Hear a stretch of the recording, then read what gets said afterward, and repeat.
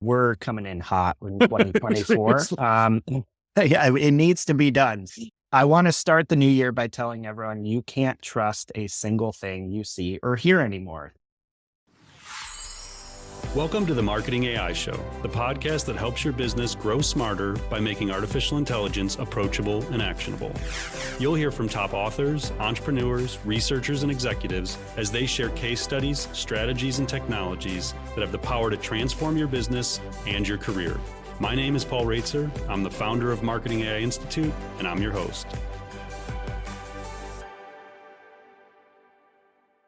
Welcome to episode 78 of the Marketing AI Show. I'm your host, Paul Roetzer, along with my co-host, Mike Kaput. We are back for the first edition of 2024. I feel like I was going to say it's been a month since we did this together, but I think it literally has been a month since we did this together. Yeah.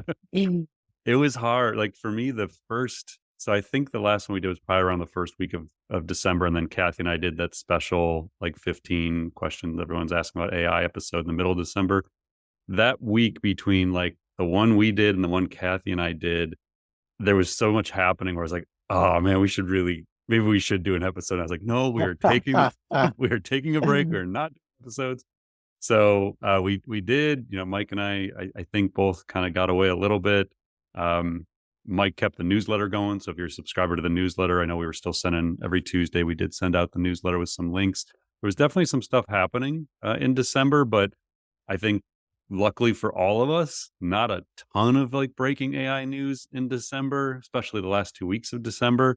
So it worked out well. I was able to kind of step back and, clear my mind a little bit. I listened to a lot of podcasts. I read a lot of stuff about AI, but I tried to not share much and do much. And I actually, the first time I can remember in my entrepreneurial life, which goes back to 2005, I literally didn't work for like a 7 day stretch. It was phenomenal. Just hang out with my family. So I hope everybody had a great holiday season and to the year and that the new year's off to a great start for you. We have a lot of interesting topics today. It's not like breaking news topics, but there's four. We actually had almost have like a fourth main topic today, basically, because it was just like some really interesting things to get into. So we're going to get into all of that. First, this episode is brought to us by BrandOps. Many marketers use ChatGPT to create marketing content, but that's just the beginning. When we sat down with the BrandOps team, we were impressed with their complete views of brand marketing performance across channels. Now you can bring BrandOps data into ChatGPT to answer your toughest marketing questions. Use BrandOps data to drive unique AI content based on what works in your industry. Visit brandops.io/marketing AI show to learn more and see BrandOps in action. So thanks to BrandOps for sponsoring the podcast. And then we also have the AI for Writers Summit coming up. So we did the inaugural AI for Writers Summit at Marketing Institute in was it March of 2023, Mike? It was a year ago, March. And so we are back with the second edition of the AI for Writers Summit. This is going to be Wednesday, March 6th. It's a virtual event from noon to 4 Eastern time. Our goal in 2023 for the inaugural was 1,000 registrations. It's free, by the way. There's a paid option to get the on demand, but the event itself is actually free to attend. We had over 4,000 writers, editors, and content marketers there last year. So really amazing turnout. And I think it was just, when we created that event, we were in that moment where ChatGPT was really emerging. It was right before GPT-4 came out. I think GPT-4 came out like 2 weeks after the Writers Summit last year, if I remember correctly. Maybe it was right before it. But basically, a lot of writers were starting to wonder what is going on. What is the impact of these tools on our jobs, on our careers? And that was what we kind of set out to try and not necessarily answer, but just have open discussions about, like, help writers and editors and content marketers and brand leaders try and understand the state of what is going on with AI, the impact it's going to have on copywriting and creativity moving forward. And that's what we're going to try and tackle again this year, is really look at the state of it, talk about some of the key technologies in the generative AI space, get into how it's impacting, not only brand teams, but freelancers and journalists, and really try and advance the conversation in the community around this stuff. So check out AIWritersSummit.com. Again, it's free. There's a free ticket option. And then I think there's like a $99 maybe on-demand option if you want to get it on demand. So AIWritersSummit.com, March 6th, Wednesday, March 6th, 12 to 4 Eastern time. Mike and I will both be presenting at that summit. All right, Mike, let's get into the main topics. All right, Paul. So first up, the New York Times has sued OpenAI and Microsoft for copyright infringement. And this is kicking off now what could be a landmark legal battle over how AI systems like ChatGPT are being trained. In this lawsuit, the Times alleges that both OpenAI and Microsoft's AI tools illegally trained on millions of copyrighted articles and materials from the New York Times website specifically. According to the text of the lawsuit, quote, through Microsoft's Bing Chat, recently rebranded as Copilot, and OpenAI's ChatGPT, defendants, i.e. OpenAI and Microsoft, seek to free ride on the Times' massive investment in its journalism by using it to build substitutive products without permission or payment. What's more, the Times claims that it was particularly targeted by OpenAI and Microsoft. So this lawsuit says that while the companies copied from many sources, they gave Times content particular emphasis when they were building their LLMs. The lawsuit does not come yet with a price tag for these damages, but it does say that the companies should be held responsible for, quote, billions in damages. It also calls for OpenAI and Microsoft to destroy any models and training data that use copyrighted material from the New York Times. So, Paul, there's a lot to unpack here. First up, in a recent tweet, Walter Isaacson, who is the famous author of the Steve Jobs and Elon Musk biographies, he said that lawsuits like this one from the Times, quote, will be the most important cases for journalism and publishing in our lifetime.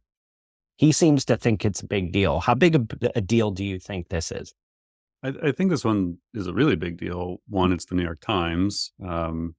Two, the case appears to be very well made. I mean, I didn't read the whole 300 plus page filing, but the analysis of it indicates it's a really big deal.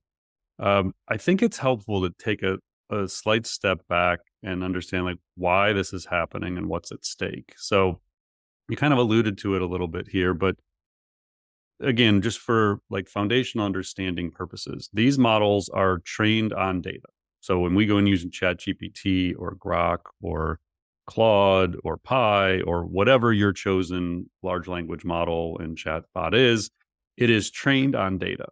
The way it's able to output, whether it's an email or a newsletter or an ad or an image, is that it has this data that it learns from. Now, the higher quality the data, the better the model. So if you're going to train a model that is able to write, you want it to learn from the best content available. So if you take GPT-4, which is still the most powerful and capable model in the world, you want the best examples of writing and the greatest depth of knowledge. So you need legitimate sources, not just a bunch of Reddit boards and Twitter threads. So in past episodes, this is why we've discussed how Google, Meta to some degree, Amazon, they may have advantages given the fact that they have their own proprietary data and platforms. So again, if you're Google, you have YouTube as an example. You have way more than that, but YouTube is one key example. XAI/Grok has Twitter data. If they can get rid of the noise and misinformation, that can be really valuable. But if you're OpenAI, Anthropic, Cohere, Inflection, and others, you don't have your own data. You are a language model company. You're building models on other people's data. The argument here is they may not have had the permission or well, they definitely have the permission. They may not have had the legal rights to train on other people's data. So there is uncertainty around whether or not training the model is fair use. But these AI companies certainly knew going in that it was a gray area that was likely going to be challenged legally. We know that to be a fact, that there's internal discussions around questions of are we even allowed to do this? But finding an answer to that is going to take a really long time. This isn't like this case is going to be settled in 3 months and OpenAI is going to have to destroy GPT-4 because it was trained on New York Times data and you can't extract that specific data set. That's not what's going to happen here. This is going to take a long time. The other thing I think we need to consider in all of this is the media companies whose content is used to train these models struggle. Like, they rely on traffic, in many cases from search engines, to support their ad revenue models. That traffic and those business models are at risk as consumer behavior evolves, and maybe they don't get as much traffic from these search engines. So there's a lot of things, because, the consumer, you and I, we may start going directly to the chatbots or to AI agents to find the information we need. We might not go search anymore, and therefore we might not land on the New York Times, and they might not be able to sell the ads. So there's a lot of things at play here. When we get, though, into the strength of the legal case, as you called out, like, we're not the attorneys here. We're not going to be the ones that are going to say this is legit legal case and they've got great grounds. But what you and I do is we find the people and follow the people who are authorities on these topics, who have way more information and knowledge on this. So I know you and I both read the Cecilia Zanetti, I think is how you say her name. She's an IP and AI lawyer and former general counsel at Replit, one of the AI companies that you and I both love. And so she had a great thread on Twitter that we'll link to. And I'll just call it a couple of the things she highlighted. So she said, first, the complaint clearly lays out the claim of copyright infringement, highlighting the access and substantial similarity between New York Times articles and ChatGPT outputs. Key fact, this is again quoting from her, New York Times is the single biggest proprietary data set in Common Crawl, which is used to train GPT. Now, in her thread, she has a screenshot from the legal filing that shows the Common Crawl. So here's what it says. And again, this is coming right from the OpenAI New York Times filing. The most highly weighted data set in GPT-3, Common Crawl, is a, quote, copy of the internet made available by a 501c3 organization run by wealthy venture capital investors.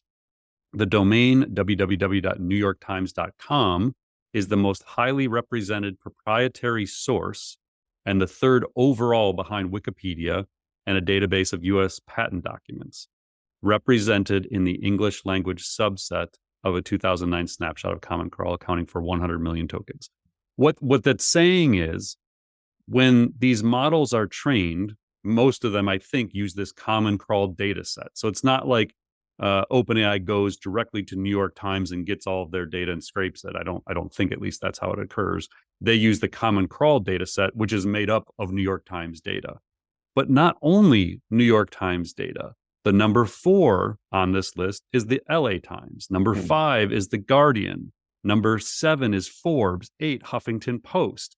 11, Washington Post. Like, you start going down this list and you realize we're just talking about the tip of the iceberg here. Because if the New York Times has a case, then so does the Washington Post and Forbes and Huffington Post. Like, all of them have the same exact potential issues. So that's a really big problem. Like, if this opens up the floodgates for these lawsuits, New York Times isn't the only one that's in Common Crawl that's being used to do this.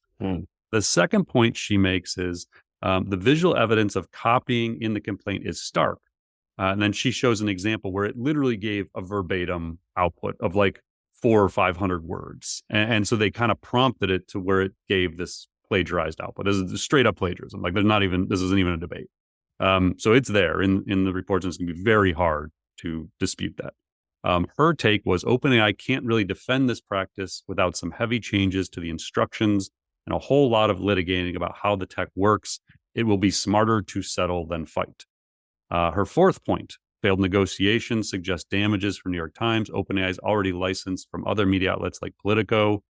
And then she says the refusal to strike a deal may prove costly, especially as OpenAI profits grow and more examples happen. My spicy hypothesis, she goes on to say, OpenAI thought they could get it out of it for 7 or 8 figures. New York Times is looking for more and an ongoing loyalty. So the overall take here is licensing deals are going to be way easier than litigation. So, I think that's going to be a key thing. The other context I'll add real quick is Andrew Ng, who, you and I both follow, one of the leading AI people in the world right now, and founder of Coursera and Google brain team and all those things. So he had a tweet that we'll again put in there, and then a related blog post where he said, after reading the New York Times lawsuit against OpenAI and Microsoft, I find my sympathies more with OpenAI and Microsoft than with New York Times. So this is kind of like a counterpoint, sort of interesting. He said specifically, number one, claims, among other things, that OpenAI and Microsoft used millions of copyrighted New York Times articles to train their models. He says, I understand why media companies don't like people training on their documents, but believe that just as humans are allowed to read documents on the open internet, learn from them, and synthesize brand new ideas, AI should be allowed to do so too. I would like to see training on the public internet covered under fair use. Society will be better off this way, though whether it actually is will ultimately be up to legislators and courts. And then I'll kind of finish my thoughts here, Mike, and I'd love to get your opinion here. I had reposted that Andrew Ng article on Twitter, and someone asked a question about like training versus learning and whether or not it should be illegal to do this. And so my response was, and I'll just kind of read this because it's simpler. The legal arguments between training and learning will be intriguing. I could definitely see a path forward in which the courts allow the training learning because the AI companies succeed at convincing the judge or judges it's not really different from humans. But the companies building the models and potentially the end users, you and I and everyone listening to this, are still liable for copyright infringement and plagiarism on the outputs, also like humans. But as I said earlier, it will be years before this is all settled. And my best guess is the AI companies end up paying a few billion to settle without admitting wrongdoing to make these lawsuits go away. And then they train all future models, GPT-5 and beyond, or whatever Bard's built on, Gemini. They'll train all these future models on proprietary, licensed, and synthetic data. They'll just get around this, but we're just not going to train on stuff that we're stealing from people anymore. So I still think it's possible that the leading AI companies, this is kind of like a bigger idea. I think we talked about this on a prior podcast. My one theory is that it's possible these AI companies buy or build their own media companies to power future models. Then they control the source data and they get to influence the narrative in public in the process. So if you think about like Bezos owns the Washington Post, Benioff owns Time Magazine, right? So he's got all the archives for Time Magazine. Like if Salesforce wants to train to, so it's already actually kind of started happening. And now you have like Elon Musk owns Twitter. So you're seeing it happen. And I almost wonder if that isn't the play, because OpenAI and others can pay millions or billions in licensing fees and basically rent the data, or they can just buy the media outlets for less and scrap a dying advertising model that's barely sustaining journalism as is. Like journalism is dying. You can't fund local journalism through ad models. And so in this great ironic twist, there's a chance AI actually saves journalism rather than steals from it. But then we deal with the fact that these AI companies now not only determine like knowledge, but they get to control what is truth. Like it's such a fascinating topic. So going back to your original question, is this a big deal? It's a huge deal, I think, because it's not just one case. This has ripple effects throughout, the impact on search, the impact on journalism, the impact on how the models are built. It's going to be so crazy to watch how this all plays out. What are your, do you have a feeling one way or the other? Like, is it going to be illegal? Like, what are they going to do? I don't know. Yeah, I'm still in kind of my first draft of thinking about the topic, but I largely agree with you that I don't see a future where realistically the demands in the New York Times' lawsuit or anyone others to shut these models down or destroy training data actually happens. I mean, how many times has that ever happened, and do we anticipate it to happen?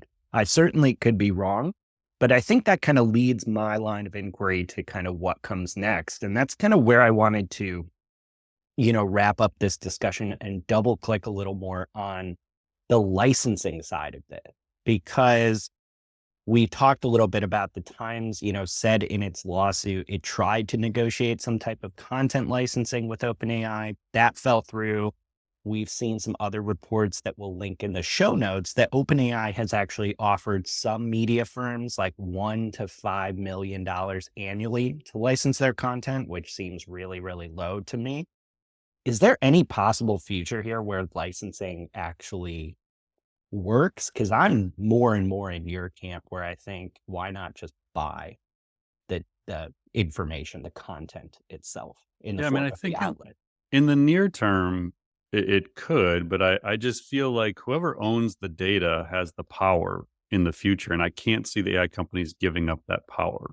So, like, I could see them playing nice until they don't need to anymore. Like we know Google has licensing deals. We know Apple's been in negotiations. Rumor is that they're going to do something significant by Q3 of this year with Surrey, and Mm. definitely doing something with their own language models already. They're building them. So they're also trying to license data. They have their whole news platform. Like if you're an Apple News reader, like they have access to all that, and they could extend licensing deals with those companies. But what I had heard, and I'll try and see if I can find the article to put in the show notes, was that Apple doesn't just want licensing; like they want future rights to this stuff to build other content on top of, or build other models on top of, and it, so I think that the licensing is going to get complicated, but the reality is the media companies need the AI companies probably more than the AI companies need the media companies. And so right now the media companies have the leverage because there's a pretty good chance that the AI companies probably weren't allowed to do what they did. So they may have to pay, some fines for that. Um, but moving forward, there's belief they can use synthetic data. Like, okay, you're not going to play ball with the New York Times. We'll go do a deal with the Washington Post. Like, there's other ways to get the data and build these models. And so I just feel like right now, again, media companies probably have some leverage in this because they need this data to do this. But fast forward 1, 2, 3 years down the road, and I think that leverage will probably shift to the AI companies, whether it's because they just buy the media companies, or they find other ways to get proprietary or synthetic data to train on, or they just do deals with other partners and move on from them. So I don't know. It's going to be really fascinating to watch. Yeah. And one final note here, which could be a whole topic for a future podcast. It occurs to me that there might be an interesting discussion moving forward around sort of what we might call niche media properties, like in different verticals. I mean, eventually you could see some interest from model companies in getting more specialized content around different areas if that ends up being valuable to training versions of their models or fine tuning existing ones. Yeah, and that's do you see a fracturing where there isn't like a general model where you go in and just assume ChatGPT is going to tell me anything, or Right. like for example, I mean, who could build a better product model than Amazon? Like they've Mm. all those millions or hundreds of millions of products, and they know everything about them. It's all sitting in databases. So if I wanted to interact with any kind of find a product for anything, any lifestyle, any need, um, you would think that's something Amazon could build better than anybody. And so is that are there travel agent bots, and like do you actually interact with individual specialized bots? But I know like the plan for like these large models would be to, in essence, have AI agents that are specialized in all these areas. And so I could still go to ChatGPT and I'm looking for a product, but it's actually pulling the AI agent that's trained on product data, and Mm. that's the one that's actually feeding the outputs back to me. So I think at the end of the day, the big models probably still win. We want to go to one place like a Google versus Yeah. 15 places to find our specialized data. All right. Our second big topic for this week. If If I'm ready for this one. buckle up, everybody, refill your coffee, or if you're listening to this at night, maybe a stiff drink or something. But if you use X, formerly Twitter, and you follow certain technology leaders there, you may have noticed that some of them share a weird kind of short series of letters that are listed in their bios. So you'll regularly see these letters E/ACC in the profile title of users, and it often follows their name. So, Paul Roetzer, parentheses E/ACC. That's not your profile, but And I do that's what not have that in my that's what it would look like. So you'll see this more and more, and it actually stands for a term called, quote, effective accelerationism. Now, this is a philosophy, and maybe you might even call it a movement or that a cult. or a cult, we'll get to that part for sure, that more and more influential people in AI and technology and Silicon Valley specifically have started to subscribe to. Now, this movement broadly believes that the best thing for humanity is to advance artificial intelligence as quickly as possible. And the movement serves as kind of a counterweight to all these voices in AI that believe more regulations, laws, guardrails around AI are needed to actually use the technology safely. So we're seeing a lot of major players in Silicon Valley and in AI at large, including people like the famous venture capitalist Mark Andreessen, identify as EAC, is how we're going to refer to it throughout the rest of this segment, E/ACC, EAC. So it's important to really understand a bit about this. It may seem a little weird at first, but it really, really is integral, we think, to getting inside the head of some of the people that are defining AI in 2024 and beyond. So, Paul, at first glance, this is kind of some weird sci-fi techno cult sounding type thing that probably your average person is not going to think super relevant to them. But it actually has some really practical implications, I think, for everyone trying to understand and adopt AI. So could you maybe unpack this for us and tell us kind of why it matters? Yeah. So as Mike said, this one is it definitely has a little sci-fi out there feel, but it is very important because there are very influential people in technology who believe this all to be true. So I will say we are presenting this as not like there's elements of this I totally understand. Like I sympathize with elements of their thinking. Um, I would not consider myself EAC is actually like how you pronounce E-//ACC. I'm certainly not EAC. But this is definitely the accelerationist side. This is the technology at all costs movement. So I've been aware of it for a while. I don't know how long. I've kind of generally known, but more just like seen the EAC symbol on people's Twitter accounts and been kind of annoyed by it. At first, I probably thought it was like a crypto thing. And so I just ignored it, like I ignored most crypto stuff for a couple of years. But so I listen though to Lex Friedman. So last week I'm listening to the Lex Friedman podcast, and it's with this guy Guillaume Verdin. And so he tells the story of how he created this movement. So basically, the creator of EAC is an alternate persona on Twitter known as Beth Bezos. So Jeff Bezos switched over. So the Twitter handle is actually based Beth Bezos. So there's a few things already where I'm just like, hey, this is not my thing. This is, again, why I haven't really dove into this previously. It sounded political and it sounded like all this other stuff. So I was just kind of ignoring it. But once I listened to this podcast, I realized like, oh, that was my bad. Like I shouldn't have been not paying closer attention to this. So he creates this alternate persona. This is not known to the world. Beth Bezos was an unknown person. It's kind of like the guy who created Bitcoin. We still don't know who that guy is. Yeah. He's just like a pseudonym, basically. So it's like that. We didn't know who Beth Bezos was. It wasn't a real person in our knowledge. So the movement itself looks like it originated around summer 2022. So it's about a year and a half old. The reason he did the interview and explained this all is because he called it doxed. I don't think that's technically what happened. Doxing is like someone's private information or location. He was more technically probably unmasked. Forbes did an expose where they basically tried to figure out who Beth Bezos was because he was starting to have influence over Silicon Valley and the future of AI and technology. And so they made the argument that because he was over 50,000 followers on Twitter, it was for public good, basically, that people know who he is. So Forbes contacted his investors in, I assume, a kind of November timeframe last year, and alerted them that they knew it was Guillaume and that they were going to publish an article stating as much. And so Guillaume begrudgingly did an interview with Forbes that came out December 1st last year and explained this whole movement and said, yes, in fact, it's me.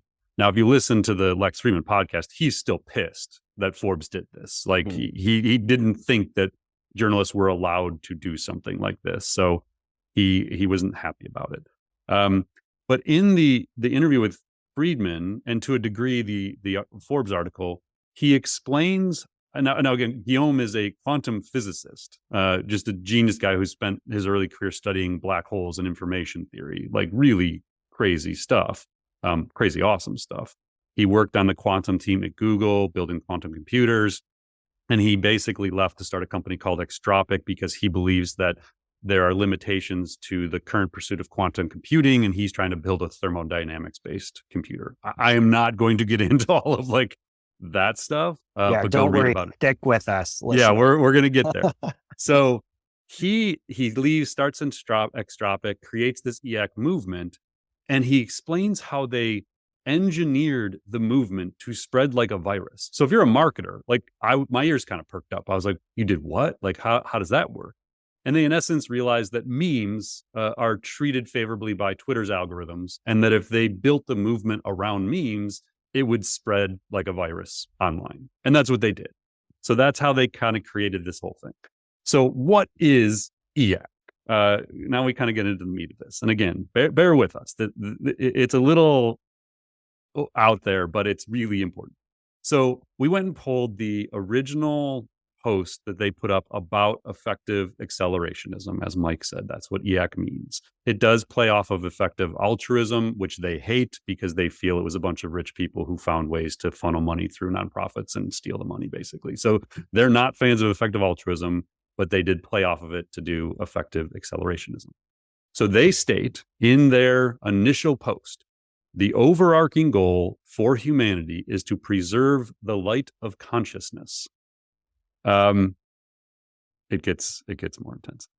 Second, technology and market forces, as they define as techno-capital, which I'll get to in a moment, are accelerating in their powers and abilities. So techno-capital is a really important term to understand here because they use it all the time. And I had no idea what it meant. So I actually went to Grok. I figured, well, this might be actually a pretty good use case for Grok. So I said, what is techno-capital in terms of the EAC movement? At first, it said it couldn't tell me, that it was just in development, and I go search on the internet basically. And I asked it again, and then it told me. I don't know why that is. So it said, techno-capital refers to the economic and social power associated with technology innovation and corporate sectors. It's a term that highlights the importance of technology and the impact on the development of capitalism. Some people believe that techno-capital is driving force behind the evolution of society, while others see it as a tool for corporate control and domination. Regardless, it's undeniable that technology. So it's basically technology and capital. Now, I'm going to read you ChatGPT's output as well, because it actually gives like some really good, interesting context.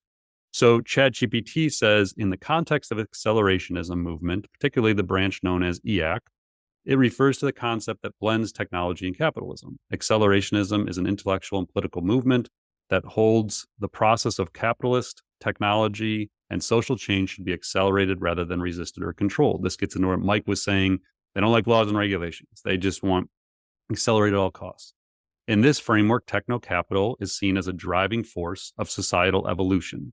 It represents the idea that the advancements of technology, like AI and quantum computing, under the dynamics of capitalism, leads to an exponential increase in technological growth and societal transformation. This concept suggests that the infusion of technology and capital creates self-propelling systems that move towards ever greater levels of complexity and integration. So basically, blah, blah, blah. Okay, then going back to their notes, they say technology market forces, techno-capital, are accelerating in their powers and abilities. This force cannot be stopped. Techno-capital can usher in the next evolution of consciousness, creating unthinkable next-generation life forms and silicon-based awareness. I'm going to linger there for a moment. Next-generation life forms means, by definition, likely not purely human.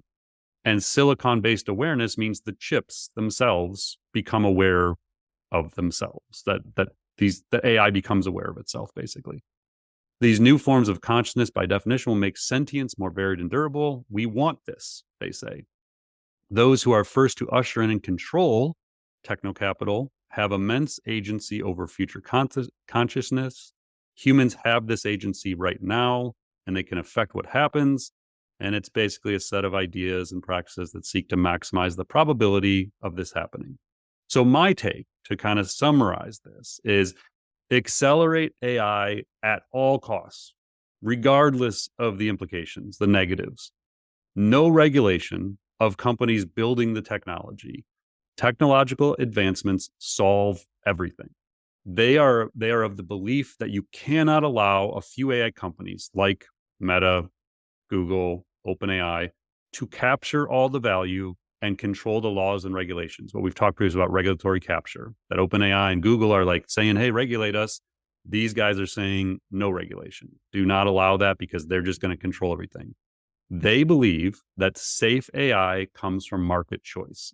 So this was the one that I was really listening for when I was listening to this, because I still am unsure about the open source movement for these large language models because they have no guardrails. Anything can be done with them.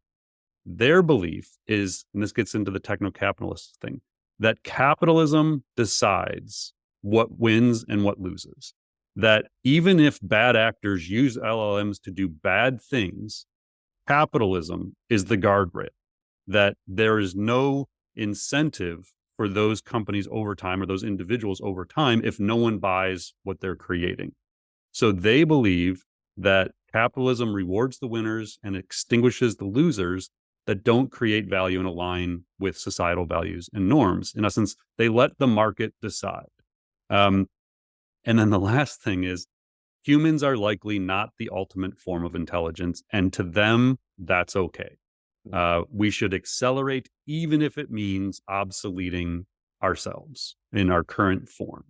And even said at one point, like, we owe it to whatever the future of humanity looks like, the trillions of people to come, that if we're not the ultimate life form, we do everything we can to create a more intelligent life form that can make us interplanetary and do all this stuff. So again, as we warned you, this is really sci-fi and kind of crazy sounding.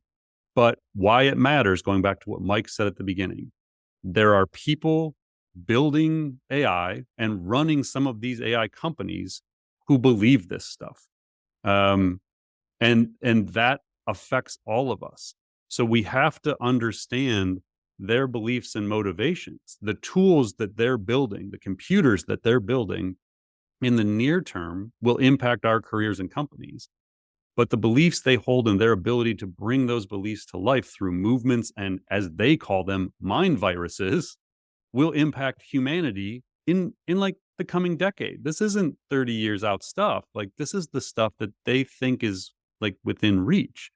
So I'll stop there. I know it's a lot to process, and Mike, maybe we can kind of unpack it a little bit. But again, like, we try and sometimes push a little bit in this podcast to like challenge ourselves and others to expand your understanding of what's going on, because it matters long term, but in a lot of cases, it matters in the very near term around the decisions you make, the companies and vendors you choose to work with. Like, understand what these CEOs believe and why they're building the companies they're building. It's not to write your emails. Like, that's not why most of these companies exist. So to kind of really quickly summarize these steps, we have this anonymous Twitter X account that's promoting what sound like some crazy views under this EAC moniker. It gets enough attention that eventually journalists start looking into, oh my gosh, what is this random account that all these influential people in Silicon Valley are following? They're able to unmask the account. It turns out to be a Silicon Valley, essentially tech guy who has a very deep physics background. He believes this extreme accelerationist philosophy, which was essentially started by engineering a viral online movement to promote it. And a core of this philosophy is the idea that advancements of technology under capitalism equals growth / transformation / where we have to go as a species. And this cannot be stopped. And it may mean that machines end up subsuming humans as the most intelligent life form. Now, that does sound wild. Sounds like a movie plot, doesn't it? I think it is, honestly. It's some of the movies. The way you just summarized that, I'm like, that's a good trailer for a movie. Yeah. So what strikes me is if we took this into any other context, and I said to you, hey, 7 out of the 10 biggest leaders in AI believe in economic growth at all costs, or believe in philanthropy over profits, you would pay attention, wouldn't you? You would say, that's really interesting. That's a big majority of people believe this kind of thing that likely motivates their decisions, why they work on things, why they do what they do. So I think that to me is really the key takeaway here, is understanding this in the sense that it motivates more people than you might think. We don't know for sure. Thankfully, some of them put it in their bios. So if you search for that, you can find them. But I would be willing to bet a significant portion of AI leaders hold some or all of these views. Would you agree with that statement? Certainly some of them. And I think, even like a Sam Altman, they'll use as an example, like he actually tweeted at Beth Bezos one time, you can't out accelerate me. And yet Sam is also the guy fighting for regulation. Elon Musk claims that he started OpenAI because Larry Page was anti-humans, that he felt that if AI took over, that was inevitable. So he created OpenAI to combat this exact concept. And yet Elon Musk owns Neuralink, which merges human minds with computers. So yeah, it's fundamental. And what the other thing, and maybe we'll kind of like move on from here, because I think this is just a lot to process. There are what they call forks off of this. So what you're going to see is other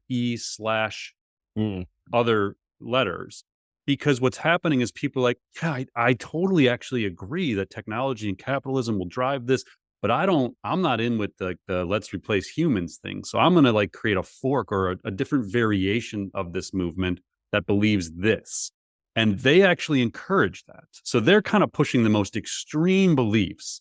And then off of that, they encourage these forks where people, kind of find their own comfort level with what they're going to push. And I think that's probably the thing that ends up being the greatest impact, is there's going to be all these forks of these other AI leaders who maybe don't want to publicly say, yeah, I'm cool if humans aren't the thing 50 years from now.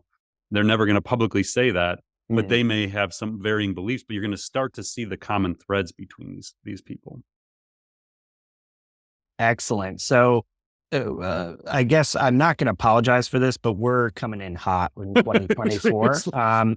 Yeah, it needs to be done. Sorry, folks. But I want to start the new year by telling everyone you can't trust a single thing you see or hear anymore. That's the topic of our third main news item today. And it's a 2024 message from AI expert and Wharton professor, Ethan Mollick, because Mollick recently went viral on X with a post showing a deepfake video that he created of himself that honestly is basically indistinguishable from a real video of him. He starts off with a real video and transitions to a clearly labeled AI deepfake, and it is very hard to tell the difference. In the deepfake version, AI Ethan says things that he has never said in English, then transitions to him saying those things perfectly in Italian and in Hindi. I don't believe he knows either language.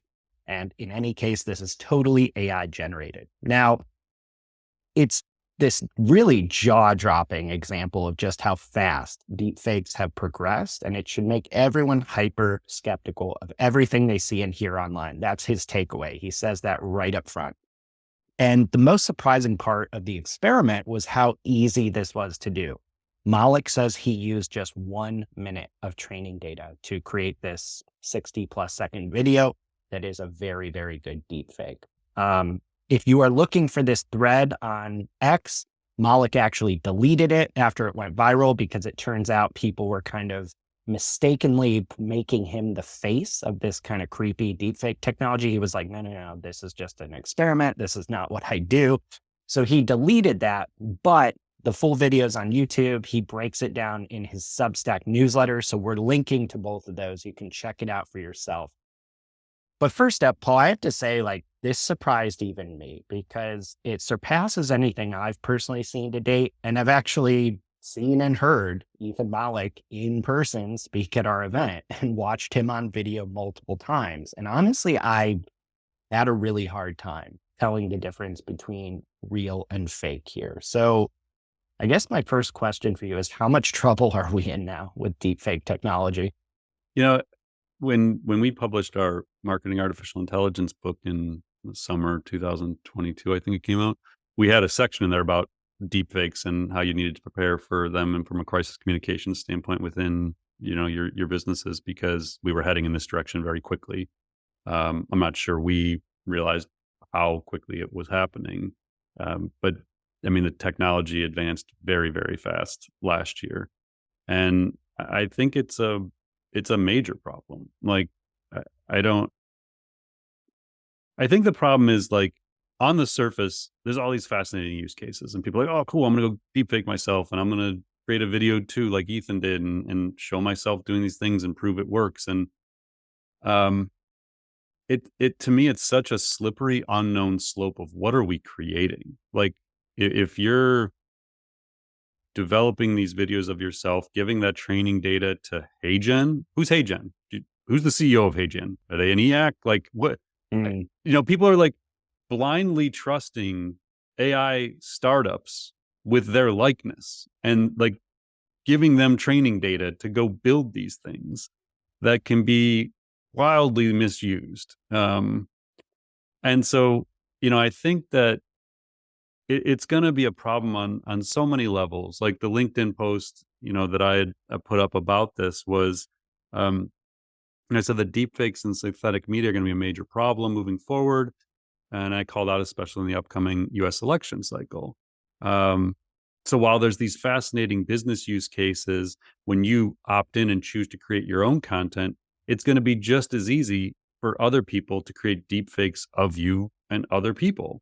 Um, so as you started out, like, you can't trust anything. Like, I even found myself in the last 48 hours watching videos on like X and be like, is this real? Like, I don't mm, know, is this actually this person? Like, I don't even know if I can trust this anymore. Um, so you can't trust anything you see online unless it's coming from a verified source. So, you know, I hate to even give this example, but like us, like, I mean, how mm, hard would it be to deepfake me talking in my basement? I'm guessing not very hard. I haven't right. tried, but I'm guessing it's not that difficult. And so if it's coming from a person you recognize, what you really have to do is the next step is, but is it coming from a verified channel of theirs? Is it on their YouTube channel? Did they post it from their social media accounts? Like, we have to very quickly, as a society, train people, including our kids. Like, I have to have this conversation with my 12-year-old, my 10-year-old already about what to trust. And like, which channel is it coming from? Where did you see it? Like, all these things.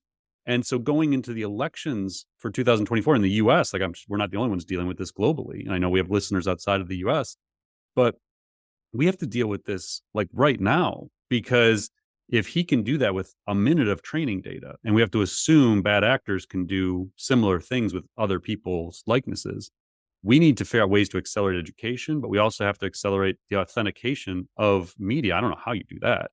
Um, so the other call to action I had in my LinkedIn post was like, PR professionals, if we have any public relations professionals listening, you have to get defensive deep fake strategies in your 2024 crisis communications plan, because there's nothing stopping them from doing this with an executive in your company, a board member, whatever it is, and causing chaos. So the final note I'll make here is, someone had commented on the LinkedIn post about, like, they don't see how this affects elections. And so I, Mm, unfortunately, like, I was sitting there last night trying to watch the Miami Buffalo game, because I was like really interested in it. I was like, I got to respond to this. So I like shut off the game and I was like, I got to think this through. So what I had replied, and I think you can kind of like carry this then over into the business world. I said, I'm not a political strategist, obviously, but here's my thinking. They asked specifically about like, how could this really sway an election? There aren't that many undecideds. And it's like, well, actually there are. It's like Gen Z, like 18 to 34, 49% of them are undecided who they would vote for. They're basically independents. Like, that's a pretty big swing.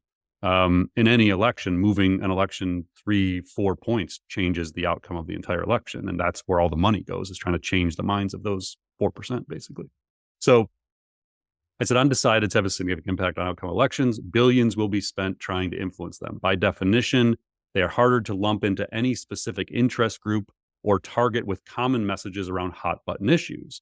So you need to get highly targeted and personalized. So rather than spending millions running 5 to 10 ads through traditional media, maybe you create 5 to 10,000 ads, videos, and memes.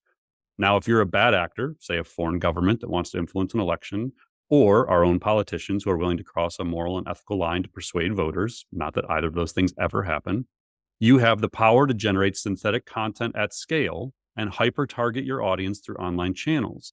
You can even have the content appear as though it comes from people they trust, celebrities, influencers, etc., i.e. deepfakes. So my overall thoughts are synthetic content deepfakes will absolutely be used by bad actors in the election cycle.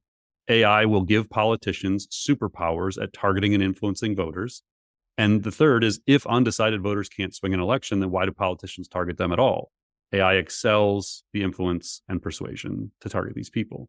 So again, not being a political strategist, I would love to be wrong here, but this all seems inevitable at this point. And so the election is an easy one to play out. But again, you can play out the impact on your own company or your own career or your own online persona. Like if you have an online persona, this is reality. Like we're heading in this world. And the final thing I'll have is I keep seeing like these AI influencers, like people are making deepfakes of them, like doing whole podcast interviews where someone creates a fake JCal or whatever. I think I've seen it. Yeah. And they like play it off like it's funny. I'm like, they're stealing your persona. Like, how is this funny? How is this an example of technology done right? Why are you amplifying people stealing your persona? Like, I'm sending a cease and desist letter. Like, I really don't understand that mindset at all. Yeah. Like you said, it's a heavy topic, but like we got to talk about this stuff. Yeah. It's real. Yeah.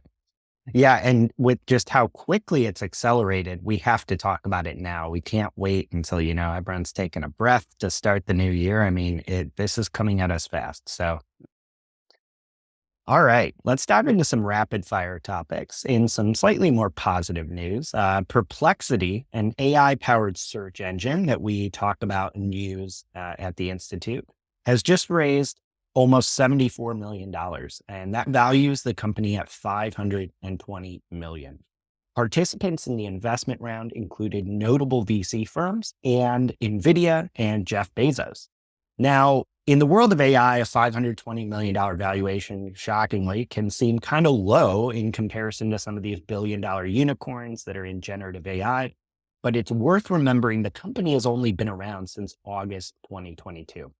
So a little over maybe a year and a half in existence. Perplexity's CEO, interestingly, also used to work at OpenAI. So what's the big deal with Perplexity? Why do we talk about it a bunch?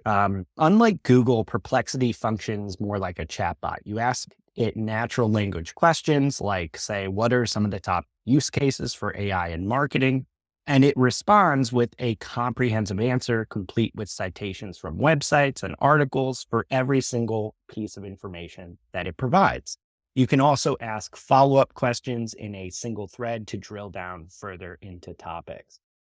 Now, Paul, first I wanted to get your thoughts generally on Perplexity, the fundraise, and then I can also share a few points about the tool as I've quickly found it to be kind of a powerful piece of my own AI workflow as well.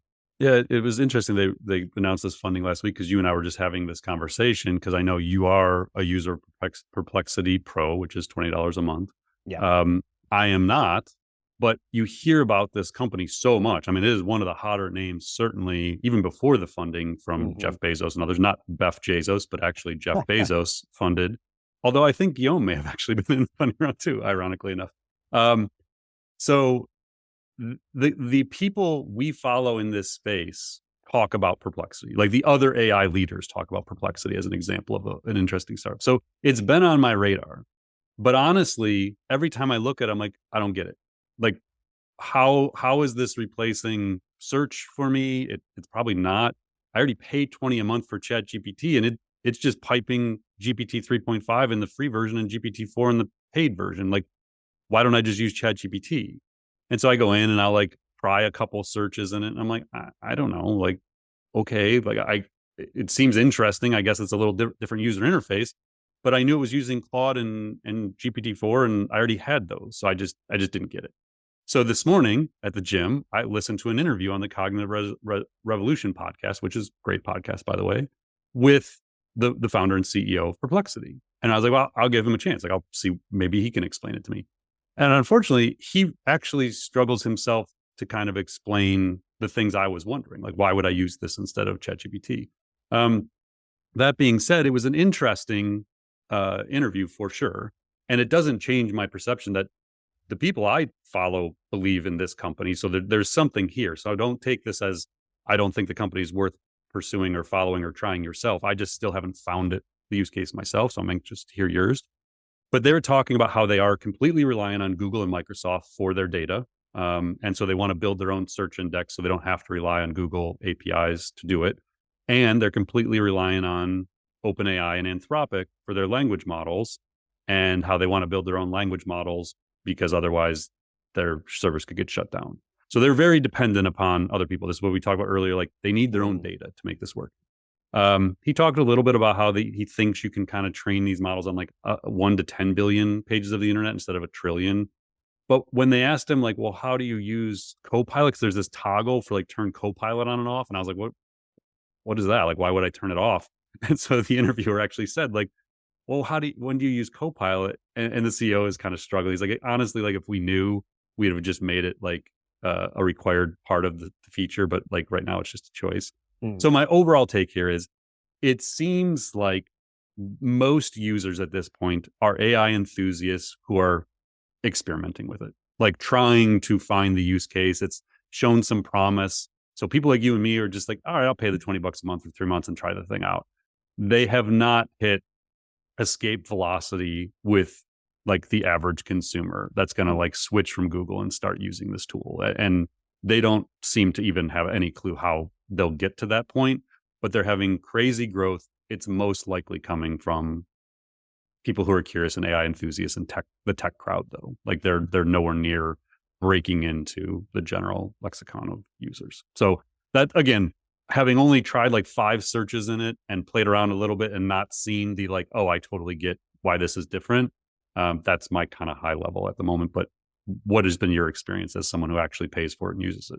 Yeah, I largely agree with you. I think the company itself doesn't necessarily know what it wants or needs to be. However, I'm going to break down kind of how I come at it from a few different quick ways. First, I'm going to kind of talk through Perplexity versus traditional Google search. Like, why do I find it to be increasingly the go-to? And then second, can talk a little more about Perplexity versus ChatGPT Plus, for instance. So first up, like, it is pretty clear to me, even the free version, I pay for the Copilot version because, like you, I had no idea what the difference was until and we'll talk about that in a second, but I was like, oh, okay, like, you can use a better version of this more often. I'm using it quite a bit. Let's do it. Let's test it out. The free version of Perplexity, I would say, alone, which I used for months, is, in my opinion, just so much smarter than a traditional Google search. Even when you have Google's AI augmented search generative experience turned on. I'll be honest, Google search feels a bit medieval to me compared to Perplexity, because Perplexity is extremely fast. It provides comprehensive answers and pretty good sources, as I've seen, without clicking in every single one, pretty quickly.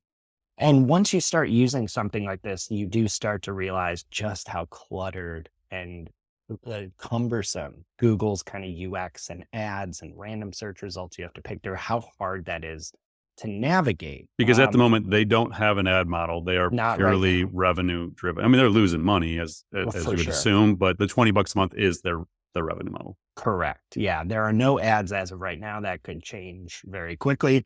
But today it's a pretty streamlined experience. I also find the summaries of search results, it's looking at several or dozens of different search results for different searches as well, and summarizing those into a few comprehensive paragraphs to help you answer whatever queries you're trying to find. I find those summaries to be way better than the ones provided even by Google's AI. Again, I'm not like doing a in-depth experiment with thousands of searches, just kind of my personal opinion. And I love this idea that it is looking at a lot of different sources. So the pro version uses GPT-4 to kind of understand your conversational queries.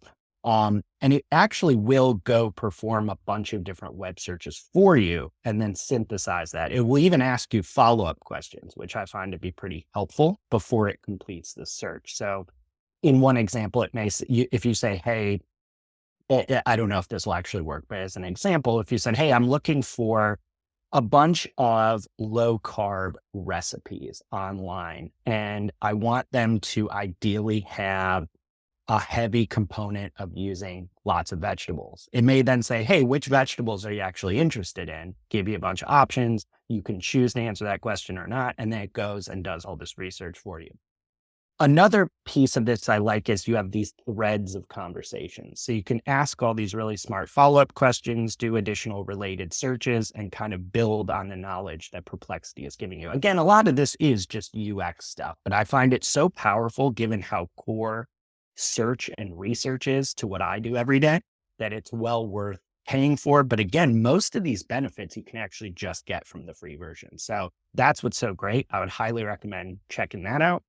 The CEO of Replit, Amjad Masad, actually called having a pro account a 10-point IQ boost. And I have to say, I agree with him just with how fast you can get to knowledge. That's I hope really, they put that on their homepage. It's like a great endorsement. good. It should be the number one headline. They need some better marketing for sure. So then this second question, like why Perplexity instead of ChatGPT Plus? This is a little murkier because I actually find them both good at different things and complementary. I would not recommend in any stretch of imagination one over the other, like only using one if you can afford it. Obviously, ChatGPT Plus is the go-to. Perplexity is an additional helpful add-on. Perplexity is not designed to do the things that ChatGPT does. However, when it comes to strictly research, ChatGPT Plus can certainly find links on the internet, summarize them for you. I personally still just find it a little hit or miss for replacing search behavior specifically. If you want to say, hey, summarize a topic for me or explain something like on 5, nothing is better than ChatGPT Plus. But if you're actually looking to collect a bunch of online resources, work through those, kind of deeply research certain topics, I just found Perplexity faster, more accurate, and kind of more intuitive. So I just view Perplexity as almost strictly like search/research. Other than that, I'm using ChatGPT for everything else, like summarization, ideation. You're not really looking to use Perplexity for that, but I do love how much quicker Perplexity is in terms of an overall search experience. So that's kind of so far why I kind of talk it up. Yeah, it totally depends how much research is such a core part of my job that it's like a no-brainer to spend $20 a month on it. But if you're not doing a ton of it, you're definitely not replacing ChatGPT or using this instead of it. Yeah, and I mean, for me personally, like I'll keep experimenting with it. I moved the icon, up in my on my iPhone, so I see it more often, and think to test it out. But again, I would put me in the bucket of the AI enthusiast that's just curious about technology. So yeah, I mean, I'll keep playing with it for sure. I'm really interested to see where it goes. But like I said, it's a company backed by some pretty significant people who think there's Yeah, something there. So that usually means it's worth paying attention to. for sure. All right. Our next topic is that we all know Microsoft is all in on AI, but it now wants its devices to reflect that. The company actually announced a new Copilot key, which is a key on a keyboard that will ship on certain new PCs and laptops that are coming from Microsoft's partners. This key will give you fast access to Windows Copilot, which is Microsoft's AI-powered assistant, and you just press it to launch the application in a single keystroke. It sounds like this key will replace the existing menu key on Windows keyboards, and if you don't have Copilot, the key will instead open Windows Search. Now, this may be a small little thing, but it is actually a pretty big change. It's the first major alteration of the Windows standard keyboard in almost 30 years. So it will have a pretty big effect, even though it's just one tiny key. Now, Paul, it sounds like Microsoft is telling us that ready access to an AI assistant, it's going to be kind of the go-to function on your computer when you're working moving forward. Was that kind of your take on this announcement? Yeah, I think it's just further proof that this isn't stopping. This isn't some trend or bubble that we're going to move on from AI in 2024 to the next hot thing. It's literally just going to be infused into everything we do. And how quickly that infusion process happens in your company and your industry is up for debate. That may take a few years, but AI as a whole is just going to become an integral part of everything we do as professionals. So I should note for this next topic, we're recording this on Monday, January 8th. We're right around noon at the moment, and OpenAI has announced that the GPT store will be launching sometime this week. So as a reminder, the GPT store is this thing that's going to offer GPTs, which are built by other users, for you to go download. GPTs are the custom versions of ChatGPT that you can create yourself. These were announced at the Developer Day in late 2023 that we covered on a previous podcast. So OpenAI basically said, hey, if you're interested in sharing your own GPTs once the store launches, you have to follow their usage policies and brand guidelines, which they provided. You have to verify what's called your builder profile, which is just a quick thing with your name and a website and your basic info. And then you have to make sure your GPT is set to be shared with the public. Now, previously, OpenAI had indicated there's some type of possibly revenue sharing component for popular GPTs, but right now it's totally unclear what that is. Now, Paul obviously will be covering this, I would imagine, on next week's podcast or whenever the GPT store launches. But why should people be excited or paying attention to the launch of this store? Like, what does this mean to your average professional out there? Yeah, I mean, big picture, are they building something like the App Store ecosystem from Apple? Like, is this the prelude to that? And these are the early days, so it's something to keep an eye on. But I think there's a guy we all both follow, official Logan K on Twitter is handle, but it's Logan Kilpatrick, who does developer relations for OpenAI. Great on Twitter. He shares all kinds of inside information and really good follow. But he kind of outlined it real quickly as GPTs solve a lot of problems. The one he's most excited about is the first time user experience. A lot of times people just don't know what to do. And so by creating these GPTs, you create a gateway or an entry point for people. He said this is really just the start. Today, it might not be super hard to go build your own version of something, but that will change over time as there's more built around GPTs. Or the third was, he said, you being able to rebuild a GPT is not necessarily representative of the average user. This is like responding to someone else.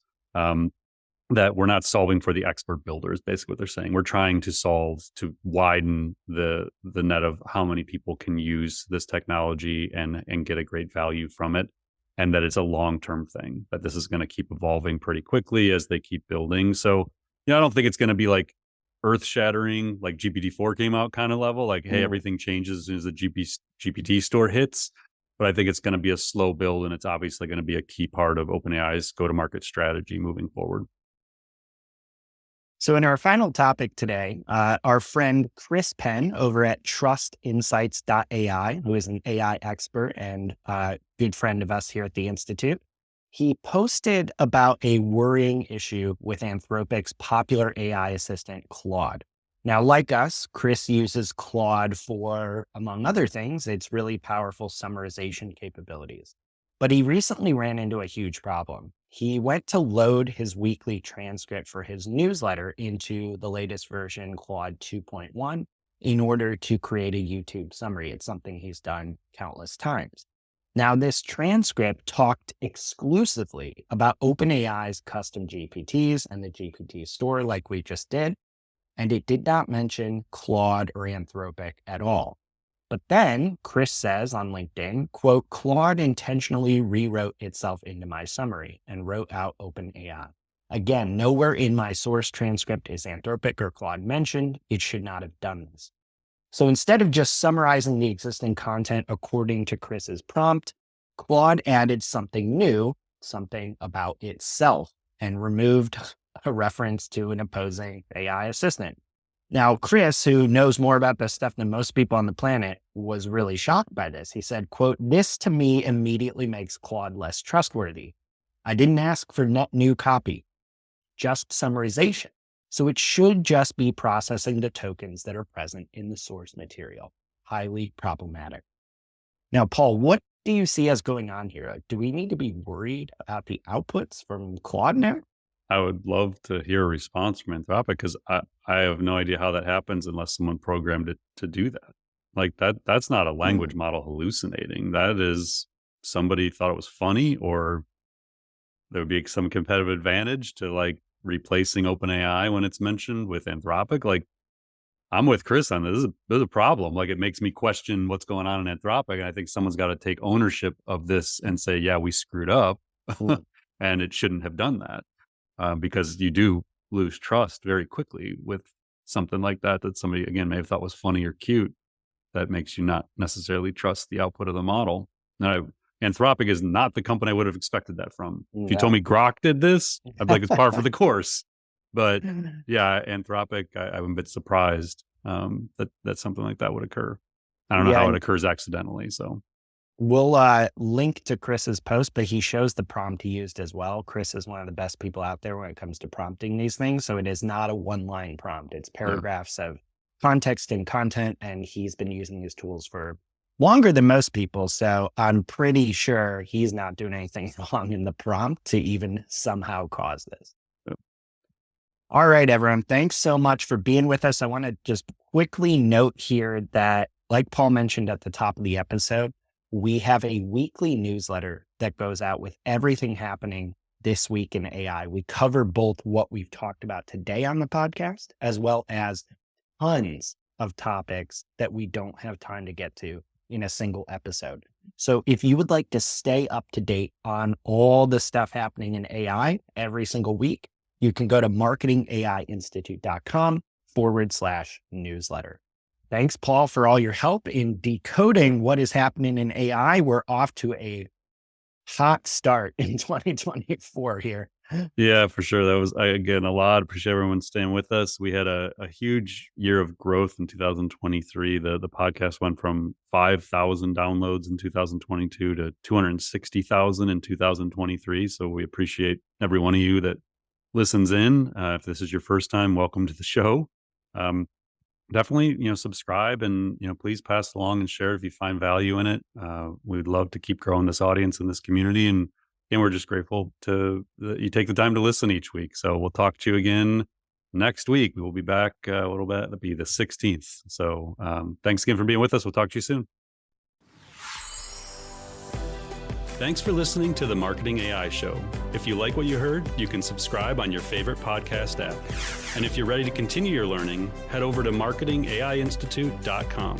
Be sure to subscribe to our weekly newsletter, check out our free monthly webinars, and explore dozens of online courses and professional certifications. Until next time, stay curious and explore AI.